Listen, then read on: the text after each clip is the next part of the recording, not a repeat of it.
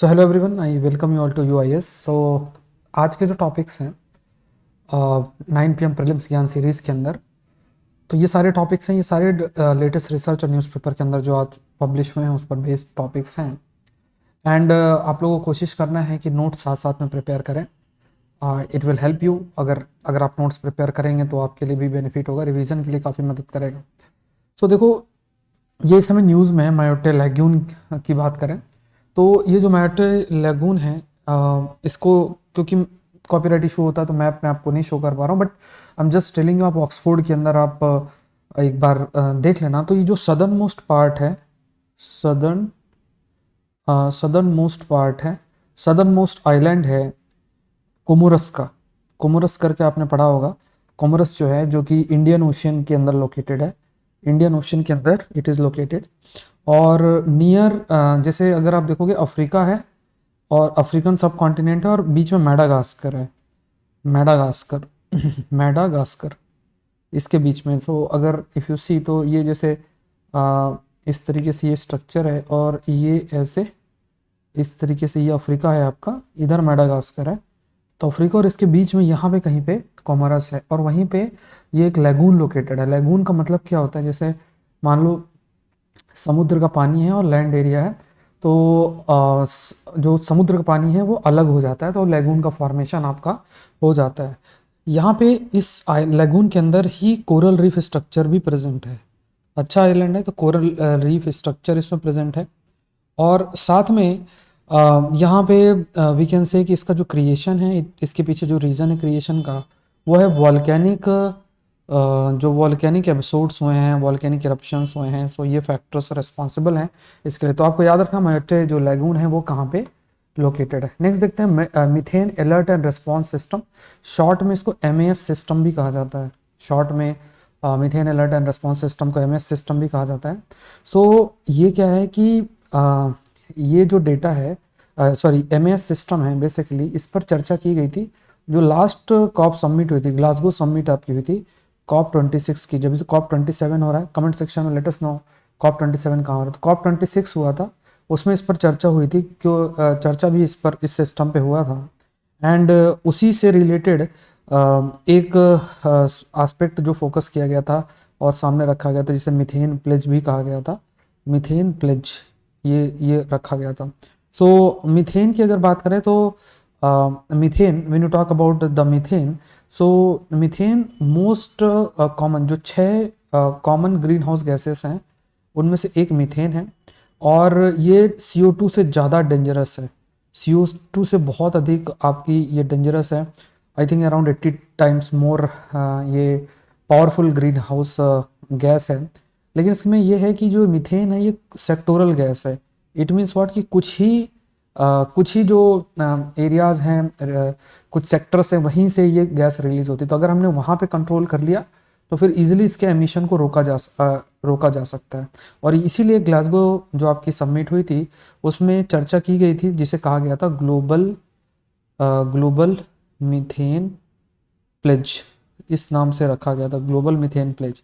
तो यहाँ पे हाईलाइट किया गया था कि जो एमिशन है, we have to cut the emissions by at least 30% by 2030 from 2020 level. ये आपकी ग्लोबल आपकी मीथेन प्लेज के अंदर ये बात की थी। इंडिया ने इसको एक्सेप्ट नहीं किया था। सो जो मीथेन अलर्ट रिस्पॉन्स सिस्टम है, इस पर क्या फोकस किया गया है कि जो बहुत सारे सैटेलाइट्स हैं, जो कि काम करते हैं मीथेन के एमिशन पर नज़र भी रखते हैं, उनके डेटा को इंटीग्रेट करना और फिर एक साथ डेटा सामने रखना, कितना एमिशन हो रहा है, कितना एमिशन नहीं हो रहा है, पूरा का पूरा जो मीथेन का एमिशन है उसको डिटेक्ट करना। तो एक इंटीग्रेटेड वे में ये प्रयास किया जा रहा है अंदर methane alert and response system. Methane की अगर बात की जाए तो basically it is also responsible, ये इसकी अगर देखा जाए तो लगभग एटलीस्ट 25 से 30% जो टेम्परेचर इंक्रीज हो रहा है उसके पीछे जो एक बड़ा फैक्टर वो मीथेन है। इट इज़ रिस्पॉन्सिबल, जिसे हम मीथेन कहते हैं। ये ध्यान में रखना। नेक्स्ट देखते हैं 19th आसियान इंडिया समिट है। तो आपको याद रखना है कि 19th जो आसियान इंडिया समिट है कंबोडिया में हुई थी। अभी जो हुई है कंबोडिया, वहाँ की जो कैपिटल है दैट इज़ फ्नोम फेन करके है, तो वहाँ पे इसकी समिट हुई थी। इसमें एक कॉम्प्रहेंसिव एक जो है कॉम्प्रहेंसिव कॉम्प्रहेंसिव स्ट्रेटजिक पार्टनरशिप हुई है आपकी, comprehensive strategic partnership, comprehensive strategic partnership हुई है।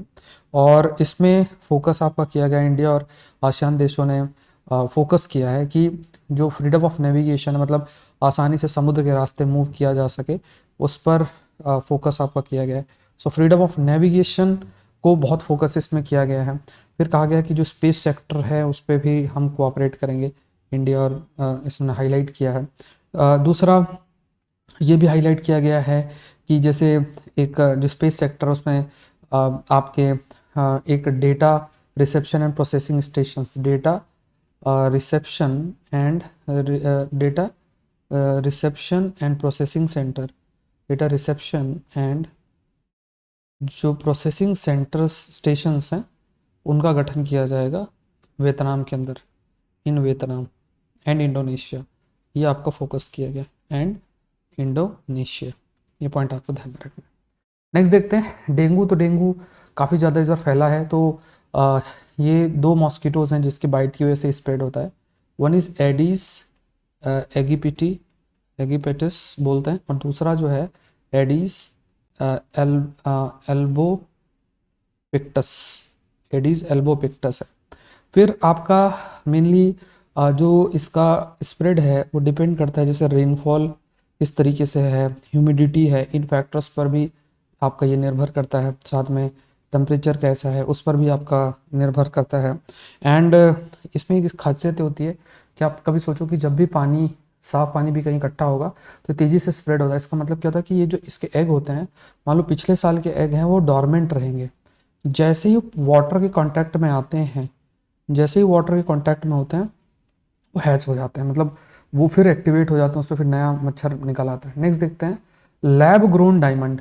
जो लैब ग्रोन डायमंड है बेसिकली ये क्या होता है कि एक क्योंकि डायमंड भी एक एलोट्रोप है कार्बन का, it is also allotrope of carbon. तो यहाँ पे क्या है, कार्बन को प्लेस किया जाता है और माइक्रोवेव चैम्बर में, माइक्रोवेव चैम्बर के अंदर कार्बन को प्लेस किया जाता है और फिर उसके बाद उसको बहुत ही ज़्यादा सुपर हीट किया जाता है, it is super heated, super heated. तो फिर ये lab grown same to same diamond होता है, बस अंतर यही होता है कि वो ये जो डायमंड है ये लैब में क्रिएटेड है और उसको माइनिंग की जाती है। तो यहाँ पे मतलब जो लैब ग्रोन डायमंड है वो ईजिली आप प्रोड्यूस करते हो, लैब में यूज़ कर सकते हो, और बाकी उसको माइन करना पड़ता है जो नेचुरल बन के आता है।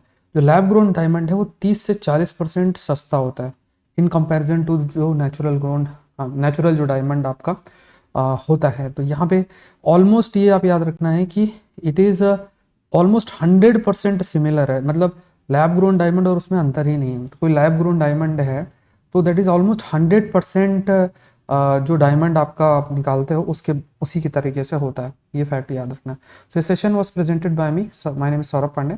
अनअकैडमी में आप मुझसे जुड़ सकते हैं। जैसे क्या करना है जुड़ने के लिए, आपको क्या करना है, unacademy.com में जाओ, यूपीएससी सीएससी सेलेक्ट करो, कोड डाल दो SPLIVE, कोड डालने के बाद फिर आप ज्वाइन कर सकते हो। जैसे मेरा जो करंट अफेयर का कोर्स है उसको आप ज्वाइन कर सकते हो यूजिंग द कोड SPLIVE।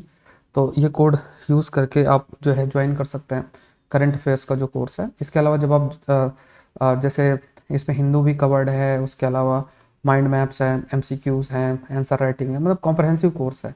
अभी और भी बैचेस आ रहे हैं प्रीलिम्स स्पेसिफिक, वो कर सकते हो। मतलब सब सारे दूसरे जितने भी कोर्स होंगे, पॉलिटी, हिस्ट्री, ज्योग्राफी, इकोनॉमी, सारे जितने कोर्सेज, जितने सब्जेक्ट्स आपको पढ़ने हैं सब कोर्सेस आप एक्सेस कर सकते हो। सिर्फ मेरा ही कोर्स नहीं, सारे कोर्सेज एक्सेस कर सकते हो। करंट अफेयर्स का कोर्स जैसे दिसंबर से भी शुरू होगा, तो ग्रेट अपॉर्चुनिटी आपके लिए, आप जरूर से ज्वाइन करें और अपना जो प्रिपरेशन है उसको आप अच्छे से उसका मोमेंटम मेंटेन कर सकते हैं। सो ये सारी चीज़ें थी आज के लिए। मिलते हैं नेक्स्ट सेशन के अंदर।